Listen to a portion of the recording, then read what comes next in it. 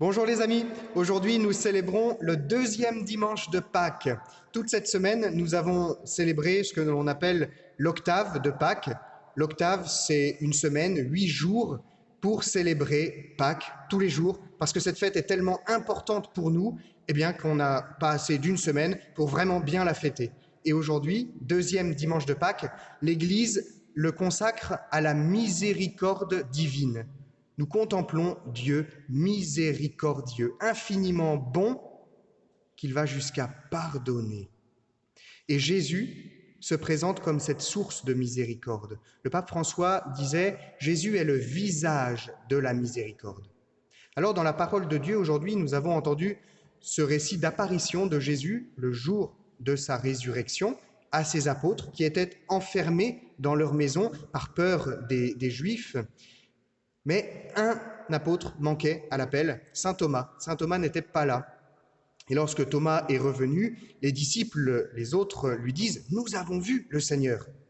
Thomas leur dit « Eh bien, si je ne vois pas la marque des clous dans ses mains, si je ne touche pas ses plaies, si je ne mets pas ma main dans son côté, non, je ne croirai pas. » 8 jours plus tard, Jésus apparaît de nouveau à ses apôtres. Thomas est là et Jésus l'invite à toucher ses plaies et à cesser d'être incrédule, mais d'entrer dans la foi.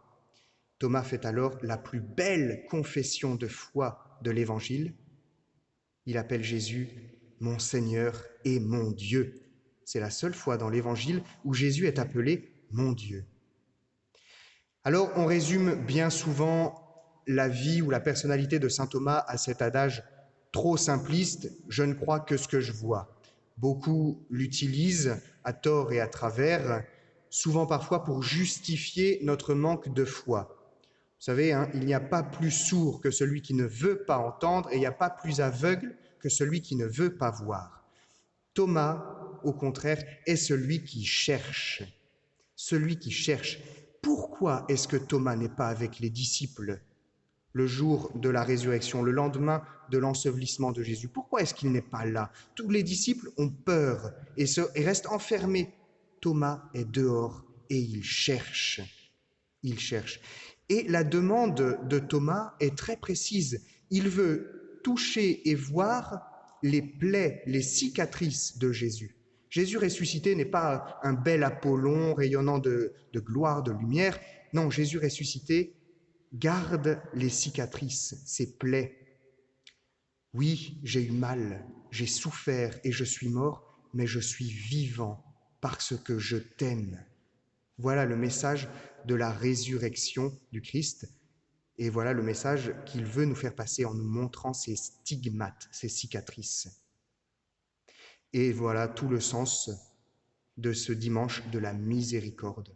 La miséricorde, c'est l'amour de Dieu qui vient réparer nos propres blessures, les transfigurer pour nous permettre d'avancer sur ce chemin de l'amour. Ensemble, louons le Seigneur pour sa résurrection, pour sa vie, pour la vie qu'il nous donne, pour son amour, pour son pardon. Laudate Dominum, omnes gentes, Alleluia. Laudate Dominum, omnes gentes, Alleluia. Laudate Dominum, omnes gentes, Alleluia. Laudate Dominum, omnes gentes, Alleluia.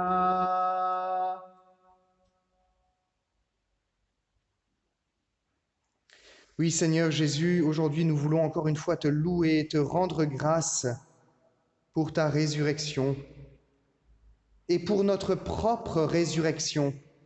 Parce que si toi tu es vivant, c'est pour faire de nous des vivants, pour nous faire entrer dans une vie nouvelle avec toi, en découvrant en toi la source de tout amour vrai, sincère, de tout amour qui ne cherche pas son propre intérêt, mais de tout amour qui nous pousse au désintéressement et à l'abandon.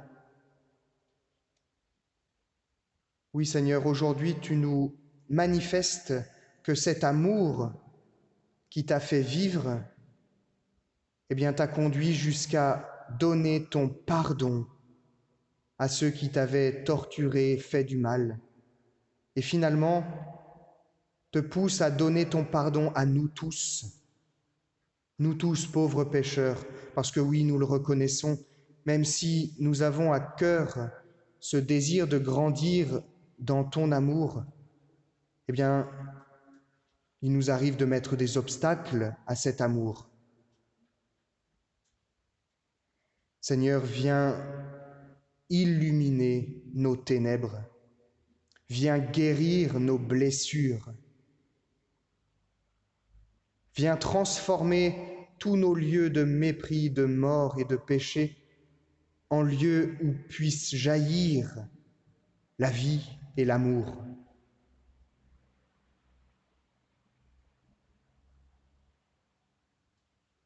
Notre Père, qui es aux cieux, que ton nom soit sanctifié, que ton règne vienne, que ta volonté soit faite sur la terre comme au ciel.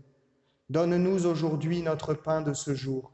Pardonne-nous nos offenses, comme nous pardonnons aussi à ceux qui nous ont offensés, et ne nous laisse pas entrer en tentation, mais délivre-nous du mal.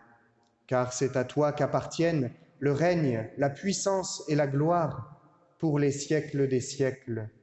Amen.